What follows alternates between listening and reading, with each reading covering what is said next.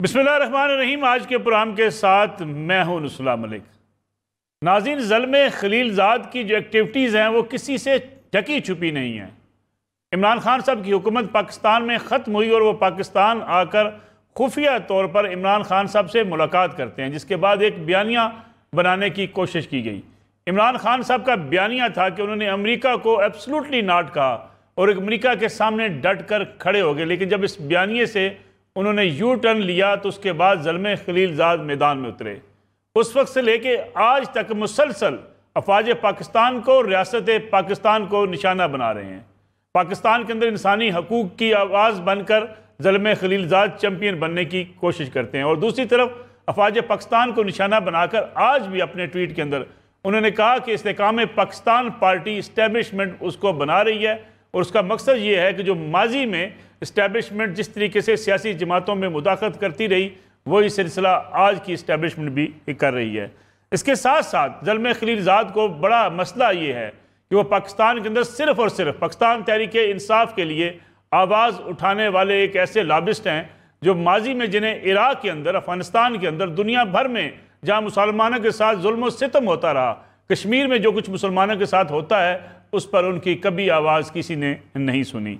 लेकिन आखिर वजह क्या है कि एक सियासी जमात के साथ वो इस कदर मुंसलिक हो चुके हैं कि पाकिस्तान को और पाकिस्तान के इदारों को बदनाम करने की कोई भी जो कोशिश है वो करने को तैयार नज़र आते हैं।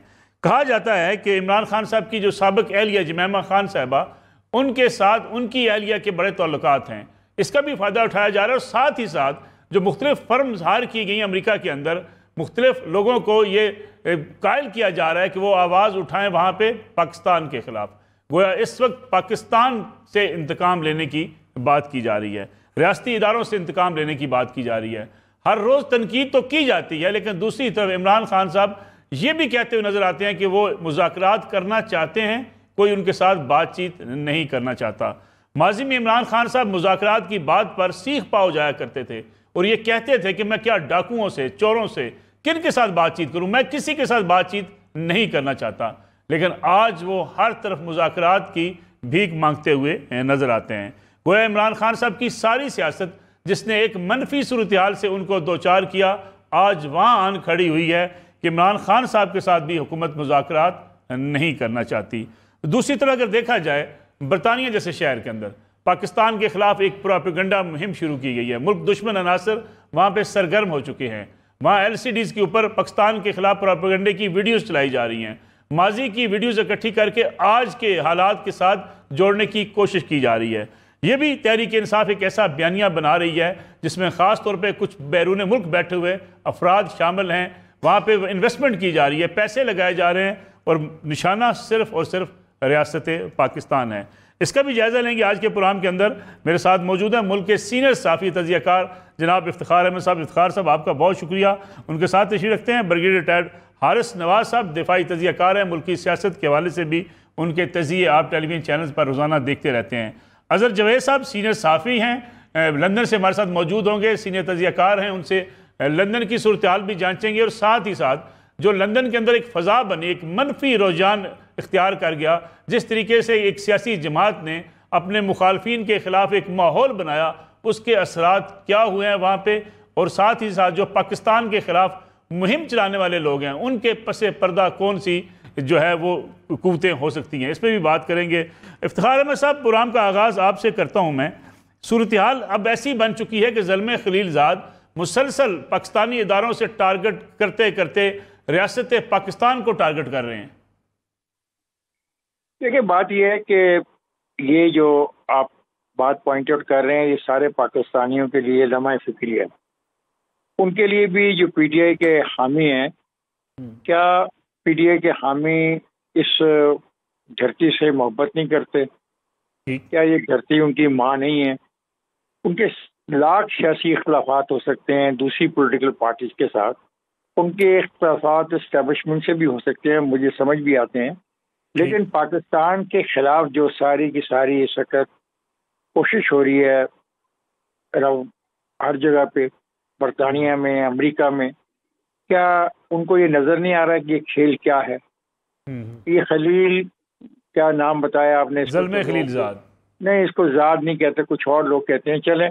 अब ये इसको क्या इशू है इसका, और जिन फंडामेंटल राइट्स की बात की जा रही है, पाकिस्तान एक खुली सोसाइटी है।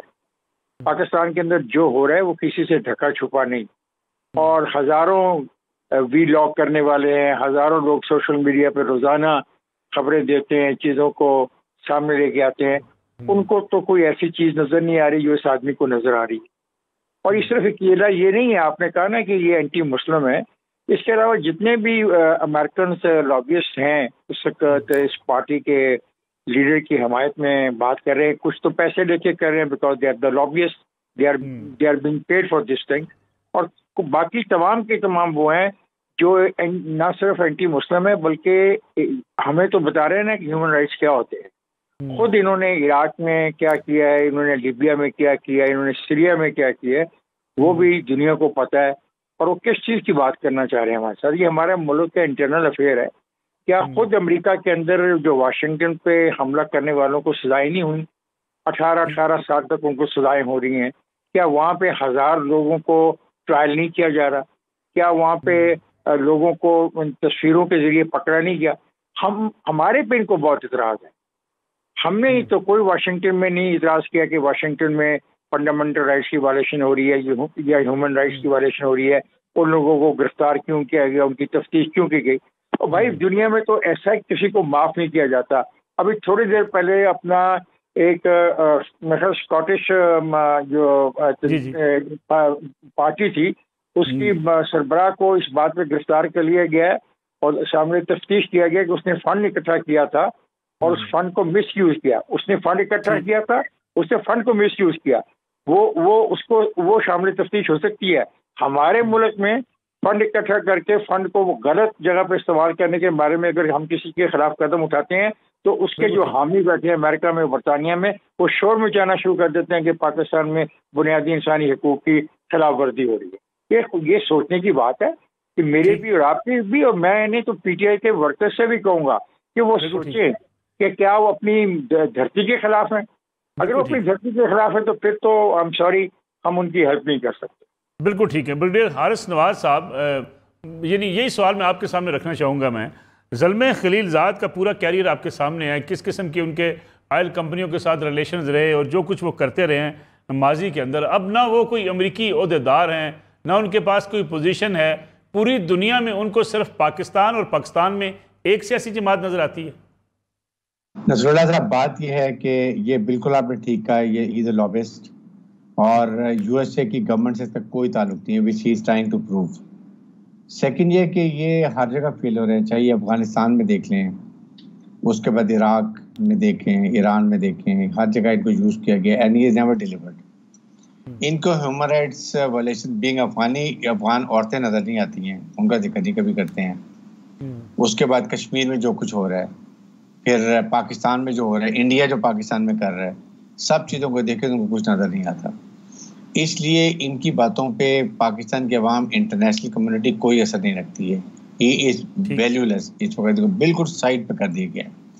सेकंड ये कि इससे आप देखें इससे कितना मुल्क में नुकसान करता है। ये देखें कि हमारे अपने घर के लोग, जब अमेरिका में ट्रम्प के साथ व्हाइट हाउस पे जो कुछ हुआ, सजाएं हुई हैं, क्या अमेरिकन पब्लिक ने कभी इंडिया, पाकिस्तान कहीं रिक्वेस्ट कीजिए हमें ये हो रहा है, बड़े मुल्क में ह्यूमन राइट वायलेशन हो रही है। ब्रिटेन में आपने देखा कि किस तरह की एक्टिविटी हुई थी जिसमें उनके रातों रात लोगों को उठा लिया, पकड़ा, सजाएं दी। क्या ब्रिटिश ने शोर मचाया, अमेरिकन को हमारी मदद करो, यूरोपियन यूनियन को कहा? हमारे लिए शर्म की बात इसलिए है कि देखें, अपने घर की बात घर में रखें। गलत लॉबिंग करना, गलत बसों के ऊपर आप टिकर चला देना, वीडियो दिखा देना पुरानी किसी और की, it amount to cheating and enmity with your own country.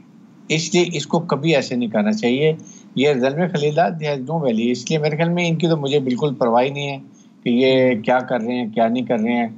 हाँ, हुकूमत पाकिस्तान को बिल्कुल इसको एक रिबटल देना चाहिए फॉरेन ऑफिस को, जी कि he is this what is doing, he has got nothing to do with American. पहले अमेरिकन ने पहले भी कह दिया कि जी हमारे से कोई ताल्लुक नहीं है। तो इन चीज़ों का हमें ख्याल करना चाहिए। आपको लिए चलते हैं लंदन, जहाँ से समा न्यूज़ के इंटरनेशनल अफेयर्स के इंचार्ज अजहर जावेद साहब, सीनियर साफ़ी भी हमारे साथ मौजूद हैं। अजहर साहब, बहुत बहुत शुक्रिया प्रोग्राम में वक्त देने का। अच्छा जवेद साहब, लंदन में क्या हो रहा है? कुछ सुना जा रहा है कि वहाँ पे एक बाकायदा मुहिम शुरू की गई है पाकिस्तान के ख़िलाफ़। पुरानी वीडियोज़ कोई नई चीज़ें बनाकर पेश की जा रही हैं और बाकायदा एक मनसूबा बंदी के तहत पाकिस्तान को बदनाम करने की मुहिम जारी है। मलक साहब, लंदन में कासिम के अब्बा को बचाने की मुहिम चलाई जा रही है। उनके लिए जो लॉबिंग हो रही है उसमें जो ये गोल्डस्मिथ फैमिली है वो मुकम्मल तौर पर इन्वॉल्व है। अभी कुछ दिन पहले एक साबिक मुशीर जो बड़े अहम ओहदे पे रहे हैं पाकिस्तान में, वो लंदन पहुंचे हैं और एक मुकम्मल ऑर्गेनाइज कैंपेन जो है वो की जा रही है पाकिस्तान के रियासती इदारों के खिलाफ, हुकूमत के खिलाफ, और इसके लिए यहाँ पे जो ब्रिटिश मीडिया है जो उसको इस्तेमाल किया जा रहा है। फिर रोड्स पे जो कुछ किया जा रहा है वो एक इंतहाई शर्मनाक अमल है। वो लोग जो कल तक पाकिस्तान के खजाने से तनख्वाहें लेते रहे, पाकिस्तान से प्रोटोकॉल लेते रहे, आज वो पाकिस्तान को बदनाम कर रहे हैं लंदन में। लंदन में कासिम के अब्बा को बचाने के लिए एक नेक्सस तरतीब दिया गया है। कासिम के अब्बा को बचाने के लिए यहाँ से जो उनकी साबका अहलियां हैं वो यहाँ पे लॉबिंग कर रही है। मेरी यहाँ की अहम जो शख्सियात हैं उनसे बात हुई है, उन्होंने कहा यहाँ पे जो लॉबिंग हो रही है वो ये हो रही है कि कासिम के अब्बा को बचा के यहाँ लाया जाए।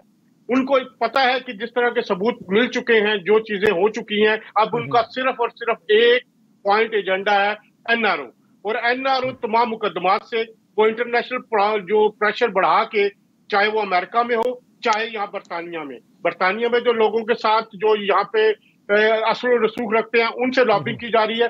देखिए यहाँ का जो सिस्टम है, अमेरिका का सिस्टम है और ये बरतानिया का सिस्टम, यहाँ पे पैसे की बड़ी अहमियत है। लोग कहते हैं यहाँ पैसा नहीं चलता। यहाँ लॉबिंग के लिए जितनी तगड़ी फर्म आप हायर करेंगे उतनी ऊंची आवाज आपकी सुनी जाएगी। तो यहाँ पे यही कुछ हो रहा है। यहाँ पे मासूम पाकिस्तानियों को जहन में जो एक साल में जहर घोला गया, जो कुछ यहाँ पे इन्होंने कहा, उसका जो असर था वो हमें नजर आया, लेकिन आहिस्ता आहिस्ता वो असर जायल हो रहा है।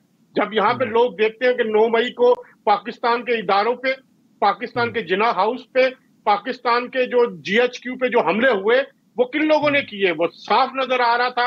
उन पार्टियों के परचम लोगों ने उठाए हुए थे। कोई बेवकूफी होगा तो जो जिसको समझ नहीं आएगी।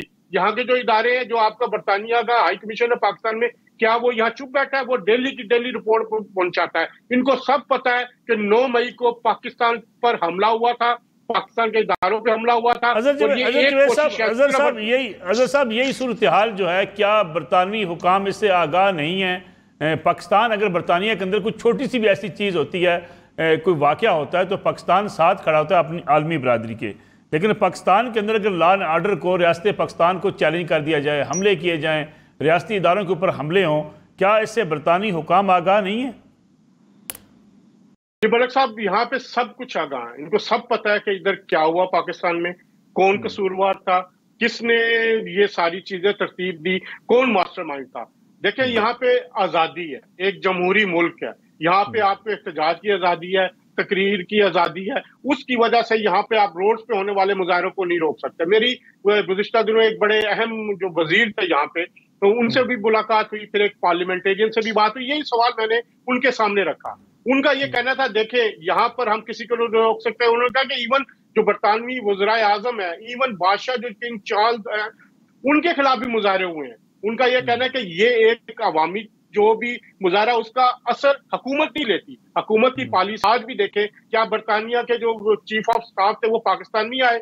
बरतानवी हुकूमत पाकिस्तान के साथ खड़ी है। वो जो इस तरह के जो रिलेशंस है पाकिस्तान और बरतानिया के दरमियान बड़े मजबूत है। लेकिन ये सिर्फ जमहूरी आजादी की वजह से इन चीजों को नहीं लिया। लेकिन एक बात मैं आपको बताऊं, 500 से ज्यादा जो लोगों के खिलाफ तहकीकात शुरू हुई है, इसका बड़ा असर हो रहा है।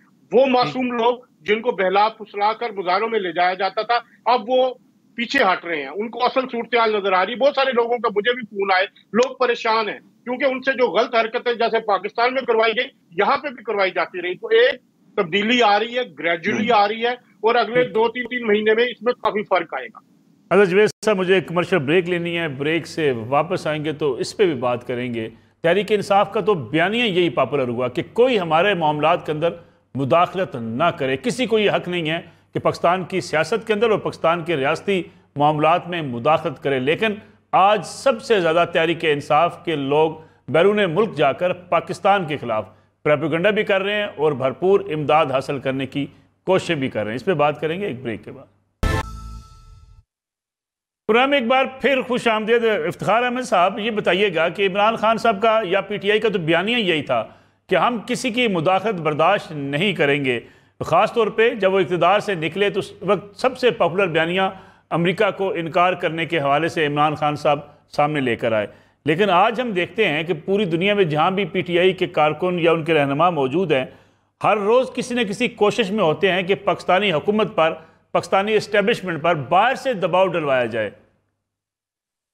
देखिए, बात यह है कि मैंने तो जैसे आपको पहले अर्ज किया कि अगर उनको अपनी धरती से मोहब्बत नहीं है तो उसको आप और मैं तो नहीं उनको समझा सकते। ये तो उनको एहसास करना चाहिए। कुछ भी हो, इख्तिलाफात जैसे मैंने पहले कहा होते हैं और होते रहेंगे, इनको तो कभी आप ख़त्म नहीं कर सकते। लेकिन कुछ बेसिक्स होती हैं। ये धरती उनकी है, अगर वो इस धरती से नाता नहीं रखना चाहते तो फिर उनकी मर्जी है। और ये मैं बता दूं कि अमेरिका और बरतानिया में जो कुछ भी पाकिस्तान के खिलाफ या पाकिस्तान के इदारों के खिलाफ हो रहा है, इसका कोई फर्क नहीं पड़ेगा। आप इस बात पे यकीन करें। दुख मुझे ये है कि फिर बहुत सारे लोगों के को नुकसान होगा जिस मुहिम में वो बाहर शामिल है, क्योंकि हुकूमत ने जो फैसला किया है अब यार उसका असर किसी न किसी पे तो पड़ेगा। फिर मुझे दुख होगा कि वो लोग काफ़ी चीज़ों से महरूम भी हो सकते हैं। इफ्तिखार साहब, अगर मैं आपके सामने एक चीज़ रखूं कि कैपिटल हिल पर हमला हुआ, ना आपने कोई प्रोग्राम किया, ना आपको कोई मसला, इसलिए कि अमेरिका के अपने कवानीन हैं, अमेरिका ने खुद डिसाइड करना है कि कौन कहाँ पे पुरतशद्दुद वाक़यात में मुलव्वस है, उसके खिलाफ क्या कार्रवाई होनी चाहिए। बरतानिया में जो वाक़यात होते हैं उस पर ना आपको मसला है, ना पाकिस्तान के किसी फ़र्द को कोई मसला होना चाहिए, क्योंकि हर मुल्क का अपना कानून और उसके ऊपर इम्प्लीमेंटेशन है। हमारे यहाँ ये मसला क्यों है कि कहीं दुनिया के कोने में बैठे हुए लोगों को हमारे यहाँ अगर कोई किसी जगह पे हमारे रियासती फैसले हैं उस पर हमेशा तनकीद के लिए चढ़ दौड़ते हैं?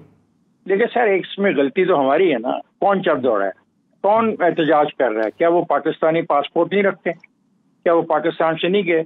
और जब पाकिस्तान के झंडे जलाए जा रहे थे, जब पाकिस्तान के पासपोर्ट जलाए जा रहे थे, जब पाकिस्तान के उस वक्त का जो chief of the army staff है उसकी तस्वीरों को जूतियां मारी जा रही थी, तो आपको नजर नहीं आ रहा था ये कौन कर रहा है? ये करने वाले तो हमारे ही अपना ताल्लुक रखने वाले लोग हैं ना। वहाँ के मुकामी लोग तो हमारे खिलाफ नहीं है। कोई अमेरिकन तो उन प्रोटेस्ट में हिस्सा नहीं ले रहे, कोई बरतानिया के जो ब्रिटिशर हैं वो तो उसमें हिस्सा नहीं ले रहे। ये तो हमारे मुल्कों से, अपने मुल्क से गए हुए लोग हैं जो अपनी ही मुल्क के खिलाफ अब लोगों के सामने शोर मचा रहे हैं। इनको एहसास करना चाहिए, एक सियासी जमात की खातर वो जो कुछ भी कर रहे हैं उस सियासी जमात के लीडर को उसकी कोई परवाह नहीं, क्योंकि हमने देख लिया कि जो लोग यहाँ पे गिरफ्तार हुए 10,000 जो लोग हैं उनके बारे में उसके दिल में ना कोई रहम है, ना उसने उनको कोई सपोर्ट दी है, ना उनको कोई लीगल मदद की उन लोगों की। उनकी जिंदगियां तबाह होकर रह जाएंगी और हम जैसे लोग परेशान हैं कि वो क्या करेंगे। और ये कि जो पाकिस्तानी बाहर हैं ये हरकतें कर रहे हैं ऐसी, तो कोई अच्छा काम तो नहीं कर रहे। वो क्या सिखाना चाहते हैं अपने बच्चों को और अपनी आने वाली नस्लों को? ये बड़ी इंपॉर्टेंट चीज है। और ये यकीन रखें कि कोई बरतानवी जो सिटीजन है, जो बरतानिया का गोरा है, वो इस खेल में शामिल नहीं और ना ही अमेरिकन इसमें शामिल है। हमारे अपने ही पाकिस्तान से जाने वाले, वहां पे रहने वाले हैं। और इनकी इस हरकत ने एक सवाल और खड़ा कर दिया है कि क्या ये जो डिबेट है जो हिंदुस्तान में भी हुई कि क्या वोट का हक उन लोगों को होना चाहिए या नहीं होना चाहिए, ये बड़ा एक तो इम्पोर्टेंट क्वेश्चन है जो इनके इस रवैये ने दोबारा उससे जन्म लिया जाएगा कि इनका जो रवैया है उसके बाद ये फैसला करना हमें पड़ेगा कि क्या इनको वोट का हक देना चाहिए या नहीं देना चाहिए। हारिस नवाज साहब, अगर कोई शख्स बरतानवी पाकिस्तान में मुकीम हो या रिहायशी हो, यहाँ पे काम कर रहा हो, वो यहाँ बैठ के बरतानवी फ़ौज के सिपहसालार या उनके किसी लीडरशिप या इंटेलिजेंस इदारे के ख़िलाफ़ ऐसी कंपेन चला सकता है दुनिया के किसी मुल्क में बैठ के, जैसे आदर राजा हो या ऐसे कुछ और लोग हों जो हर रोज़ बाकायदा एक मनसूबाबंदी के तहत पाकिस्तान के खिलाफ कंपेन चलाते हैं? बिल्कुल चला नहीं सकते और बड़ी सख्ती भी होगी और पाकिस्तान की हुकूमत इजाज़त भी नहीं देगी, बड़ी क्लियर है। लेकिन मुझे हैरानी है कि कुछ चीज़ों में बरतानिया को, अमेरिका को, जो आपके परमानेंट अलाइज हैं, जैसे पाकिस्तान ने हर वक्त साथ खड़ा था, आपको वहाँ हुकूमत का साथ देना चाहिए, पाकिस्तान की मुसल्लह अफवाज का साथ देना चाहिए और ऐसे लोगों को अरेस्ट करने में पाकिस्तान की मदद करनी चाहिए जो पाकिस्तान में इंतशार और आवाम को फौज के खिलाफ उकसाने की कोशिश करते हैं। ये लोगों का जो ऐसे लोगों के खिलाफ सख्त कार्रवाई होनी चाहिए। और आई विश अगर पाकिस्तान आए तो फिर पाकिस्तान सीक्रेट एक्ट के तहत इनके खिलाफ कोर्ट मार्शल करें और सख्त से सख्त सजा दें ताकि बाकियों के लिए एग्जाम्पल हो। ये करना चाहिए। और हारिस साहब, ये जो हारिस साहब अगर मैं आई एम सॉरी मैं आपको इंटरप्ट कर रहा हूँ, जो हेट स्पीच दुनिया में जिसके बारे में कहा जाता है कि हेट स्पीच को दुनिया के किसी कोने में बैठ के अगर फैलाएगा उससे नफरत फैलेगी, उससे तशद्दुद के वाक़यात होंगे, वो काबिल गिरफ्त होते हैं। आदिल राजा जो हेट स्पीच फैलाते हैं ये काबिल गिरफ्ती नहीं है? 100% हेट स्पीच है। और आई विश के पाकिस्तान के फॉरेन ऑफिस को, पाकिस्तान की इंटीरियर मिनिस्ट्री को एक प्रॉपर तरीके से केस बना के some important person should go to USA, America, ये ब्रिटेन में जाके वहाँ के जो होम मिनिस्टर उनसे बात करें, बताएं कि ये आपके कवानीन है, ये कवानीन की खिलाफ वर्जी हो रही है and we want this gentleman back. और यहाँ से रेड वारंट जाने चाहिए ताकि उसके ऊपर भी कार्रवाई हो। कम अज कम ये तो इंतहाई, मैं कहता हूँ कि ये वो लोग हैं जो अननेसेसरीली सिर्फ अपने यूट्यूब पर पैसे कमाने के लिए मुल्क से गद्दारी कर रहे हैं। जहाँ तक मुझे याद पड़ता है हारिस साहब, जहाँ तक मुझे याद पड़ता है कि कहीं दुनिया के किसी कोने में बैठा हुआ शख्स, कोई भी हो, अफगानिस्तान की सरजमीन पे बैठा हो या कहीं बैठा हो, वो हेट स्पीच अगर फैलाता है तो इंटरनेशनल कवानीन का वो मुजरम है। उसके लिए हमें प्रॉपर रेड अपना होमवर्क हम कर लें। उसमें आपकी पाकिस्तान की सिक्योरिटी एजेंसी, उसके बाद आपकी साइबर क्राइम, फिर उसके बाद इंटीरियर मिनिस्ट्री, इंफॉर्मेशन मिनिस्ट्री और foreign office, they should join together. और फिर ब्रिटेन के यहाँ एम्बेसडर भी हैं, उनसे मुलाकात करें, उनको फॉरेन ऑफिस में बुलाएं, बताएं what are happening, what we expect from British government कि उसको कैसे एक्शन लेना चाहिए and it should be brought back to Pakistan ताकि पाकिस्तान के कवानीन के मुताबिक उनको सजा दी जाए। इसके साथ सेकंड बात ये कि जो ओवरसीज पाकिस्तानी के ना, दे आई अप्रिशिएट कि they have lot of concern but then they should know कि द रियलिटी, ग्राउंड रियलिटी के पाकिस्तान में क्या हो रहा है। और इसके लिए जाहिर है कि they spend over $30 billion Pakistan में रिमिटेंस करते हैं। ये कोई हर्ज नहीं कि हम उनको प्रॉपर वोटिंग राइट्स दें, ये हमें उनको देने का हक है, बल्कि बजाय इसके हम कैंसिल करें। लेकिन साथ उनको जिम्मेदारी के साथ, आपके वहाँ एम्बेसडर्स हैं, वहाँ पर इंपॉर्टेंट लोगों को बुलाए ना एम्बेसडर आपके, जो वहाँ बैठे हुए यूरोपियन यूनियन में भी हैं, बरतानिया में हैं, कि बुला के उनको समझाएंगे दिस व्हाट इज हैपनिंग। हम के पाकिस्तान की मुसल्लह फौज पाकिस्तान की सेवियर्स हैं, नेशनल सिक्योरिटी स्टेट। और इसमें आप जिस तरह अभी आपके सामने देख लें जो ये साइक्लोन आ रहा है और किस तरह मुसल्लह फौज आपकी केपीके में काम कर रही है। मुसल्लह फौज आपकी सालमियत और बका की जामिन है और वो ये कभी नहीं कहती कि ये हमारा काम नहीं है, ये हमारा, जब पाकिस्तान की हुकूमत कहती है ये करना है, जिसकी भी हुकूमत है, they will go never looking back कि हमें जान का खतरा है, हमने इसकी कसम नहीं खाई थी, हमने हर चीज़ की कसम खाई है पाकिस्तान की हिफाजत के लिए और उसमें हर चीज़ शामिल है। इसलिए कभी भी जो भी कोशिश करे पाकिस्तान की मुसल्लह फौज और अवाम को बेदरार डालने की, he is committing a serious crime और उस क्राइम को उसी सीरियसनेस के साथ लेना भी चाहिए। अजहर जवेद साहब, एक तो इस पर कमेंट कर दीजिएगा कि ये हेट स्पीच फैलाने वाले लोगों के खिलाफ बरतानवी कवानीन के मुताबिक क्या कार्रवाई हो सकती है। दूसरा ये भी बताइएगा कि जो मुख्तलिफ LCDs लगाई गई हैं गाड़ियों पर, एक तशहीरी मुहिम शुरू की गई है, वो पुरानी वीडियोज़ हैं? मलिक साहब, हेट स्पीच यहाँ पे बिल्कुल अलाउ नहीं है। यहाँ पे आप बैठ के किसी के खिलाफ कोई गलत बात नहीं कर सकते जिससे तशद्दुद का अंसर पैदा हो। इस पे मैं ब्रिगेडियर साहब की इस बात से इत्फाक करता हूँ कि जो हाई कमीशन हैं, एम्बेसडर्स हैं, उनको रोल अदा करना चाहिए। मैं पिछले 1 साल से 1.5 साल से यहाँ देख रहा हूँ, जब से ये सिलसिला शुरू हुआ है, हमारे सॉरी टू से हमारी जो एम्बेसीज हैं वो इस पे अपना फाल किरदार अदा करने में नाकाम रही है। क्योंकि मैं बरतानिया में देख रहा हूँ, यूरोप के दीगर ममालिक में देख रहा हूँ, ये प्रोपेगेंडा वार है। आपको प्रोपेगेंडा वार जीतने के लिए मुकम्मल तौर पे एक्टिव होना पड़ता है। मैंने तो नहीं देखा कि पाकिस्तान हाई कमीशन जो लंदन में है उसमें कोई ऐसी जो कंपेन चलाई हो या लोगों को बात करने की कोशिश की हो, कम से कम मेरे इल्म में नहीं की हो, तो अलग बात है इनको। और दूसरी एक बात, तमाम ओवरसीज पाकिस्तानी को इससे नथी ना कीजिए। बरतानिया में तकरीबन 20 लाख के करीब पाकिस्तानी आबाद है। जो मुजाहिरीन है वो टोटल जो पीक टाइम पे गए थे वो 1000 पे गए थे। यहाँ पे 40, 50, 100, 150 लोग मुजाहरे के लिए आते हैं। अगर 20 लाख में से 100, 150, 200, 500 भी हैं तो वो पूरा रिप्रेजेंटेशन नहीं करते ओवरसीज पाकिस्तानी के। ये वो लोग हैं जो प्रोपेगेंडे से मुतासर हुए होते हैं, ये वो लोग हैं जिनको समझाने की कोशिश है। तो अक्सरियत जो है पाकिस्तानी ओवरसीज जो कम्युनिटी है वो इसके खिलाफ है।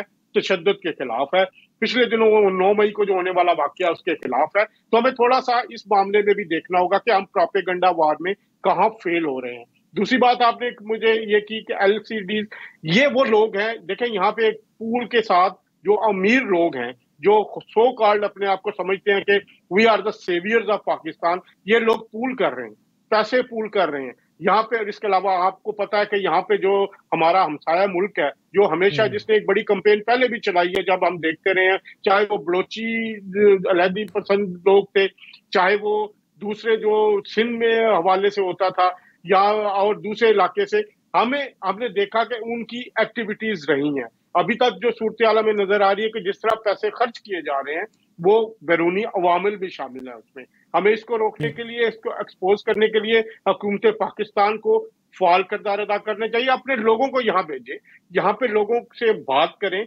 बताएं, समझाएं और उनको बताएं कि पाकिस्तान की ये सिचुएशन नहीं है।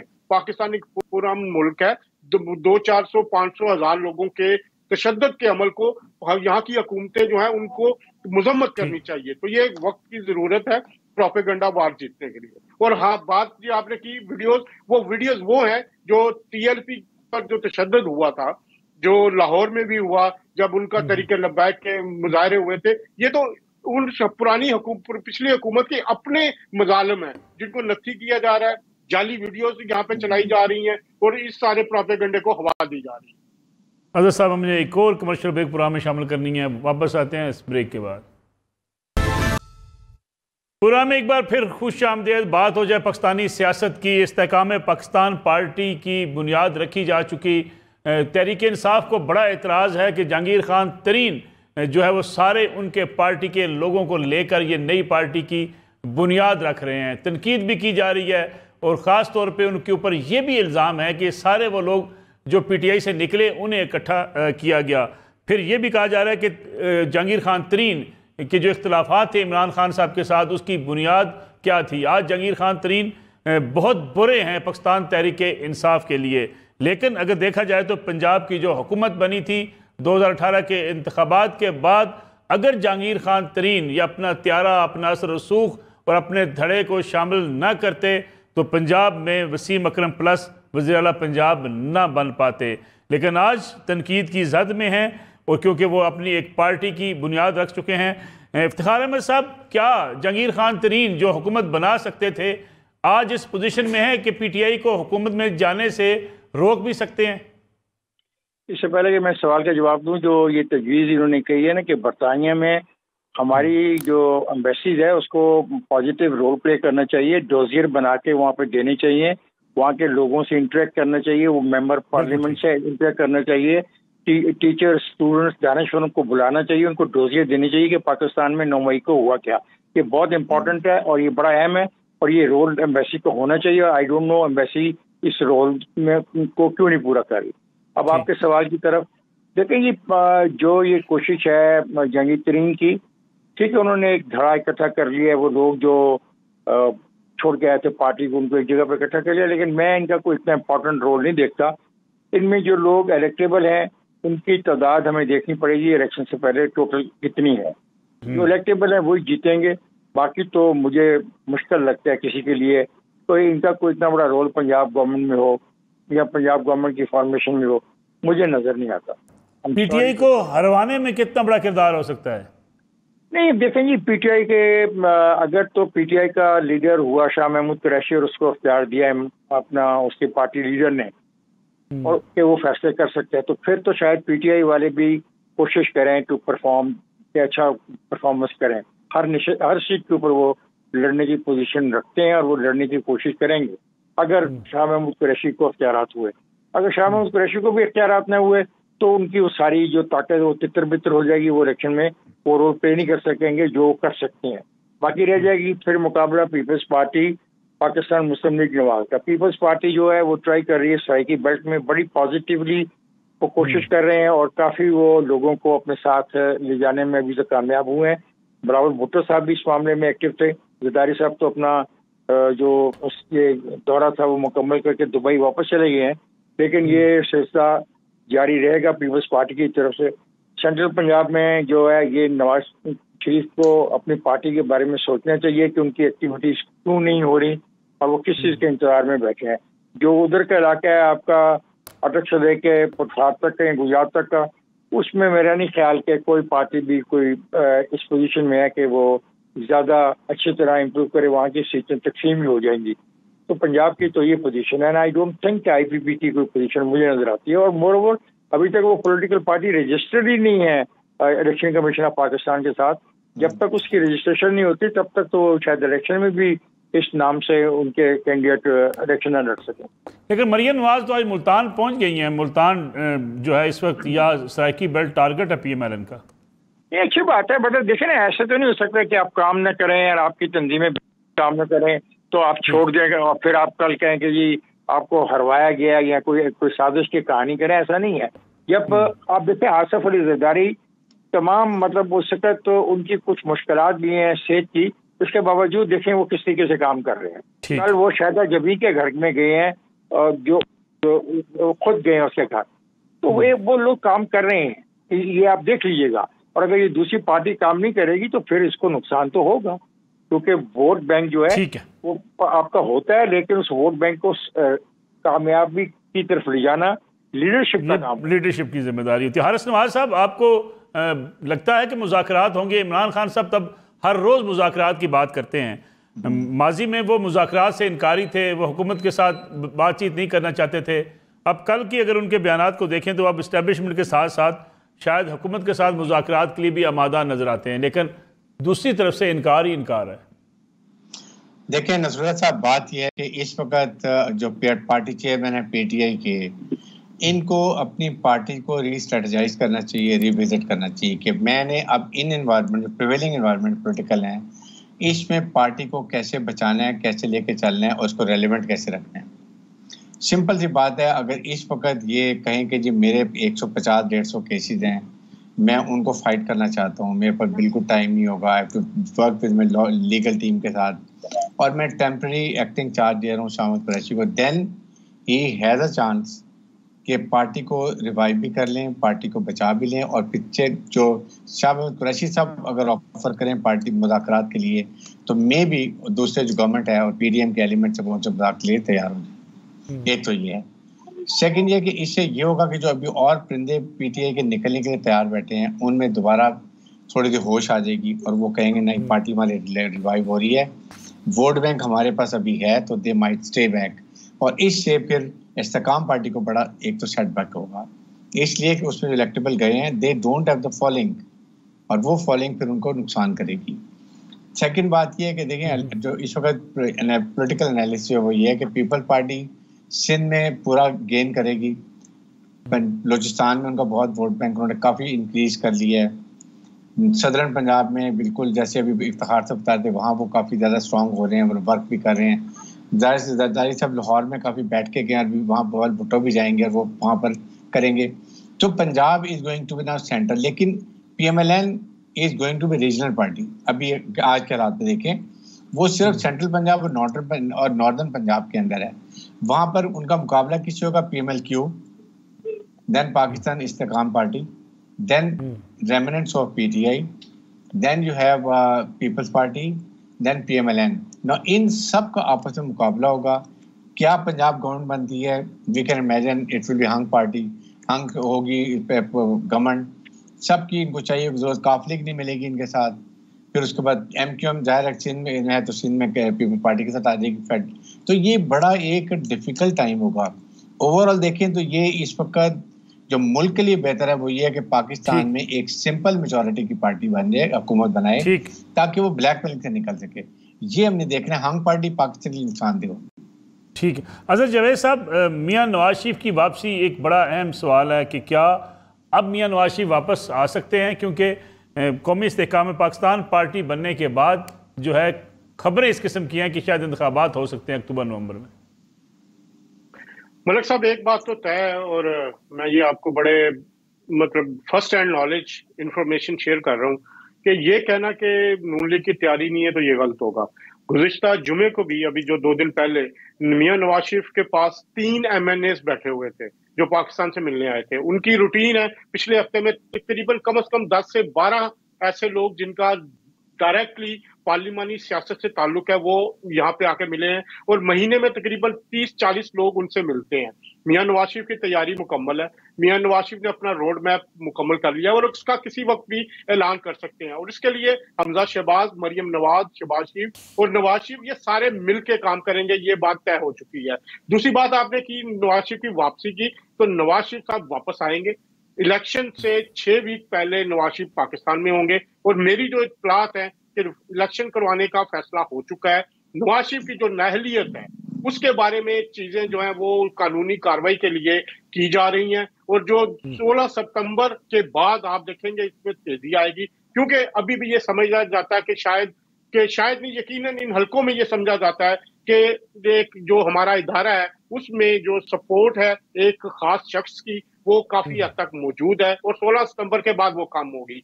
नवाज शरीफ साहब यहाँ पे मुसलसल मीटिंग्स में, ये ऑनलाइन जो जूम मीटिंग्स अपने पार्टी रहनुमाओं से भी उनकी जारी है।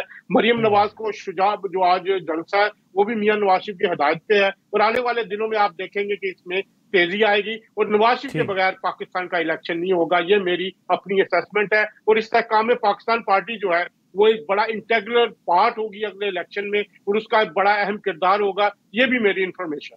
जी अजहर जावेद साहब, बहुत बहुत शुक्रिया प्रोग्राम वक्त देने का। हारिस नवाज साहब और इफ्तिखार अहमद साहब हमारे साथ मौजूद थे। नाज़रीन, आज का प्रोग्राम था, इंशाअल्लाह अगले जुमे रात 10:03 में आपकी खिदमत में दोबारा हाजिर होंगे। इजाज़त दीजिए, अल्लाह हाफिज़।